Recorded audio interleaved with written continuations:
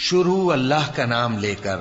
جو بڑا مہربان نہایت رحم والا ہے۔ جب سورج لپیٹ لیا جائے گا اور جب تارے بے نور ہو جائیں گے اور جب پہاڑ چلائے جائیں گے اور جب بیاہنے والی اونٹنیاں یوں ہی چھوڑ دی جائیں گی اور جب وحشی جانور جمع کیے جائیں گے اور جب سمندر آگ ہو جائیں گے اور جب روحیں جسموں سے ملا دی جائیں گی اور جب اس بچی سے جو زندہ دفنا دی گئی ہو پوچھا جائے گا کہ وہ کس گناہ کے سبب قتل کر دی گئی، اور جب اعمال کے دفتر کھولے جائیں گے اور جب آسمان کی کھال کھینچ لی جائے گی اور جب دوزخ کی آگ بھڑکائی جائے گی اور جب بہشت قریب لائی جائے گی،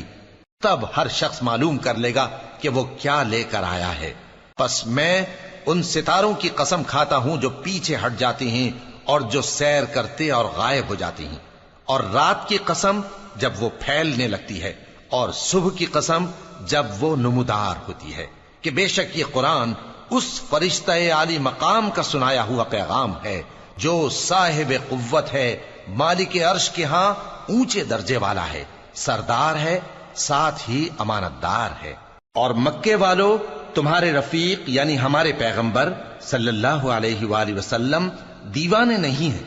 اور بے شک انہوں نے اس فرشتے کو آسمان کے کھلے کنارے پر دیکھا ہے، اور وہ غیب کی باتوں کے ظاہر کرنے میں بخیل نہیں، اور یہ کسی شیطان مردود کا کلام نہیں ہے۔ پھر تم لوگ کدھر جا رہے ہو؟ یہ قرآن تو تمام جہانوں کے لیے نصیحت ہے، یعنی اس کے لیے جو تم میں سے سیدھی راہ چلنا چاہے، اور تم لوگ کچھ بھی نہیں چاہ سکتے مگر وہی جو اللہ رب العالمین چاہے۔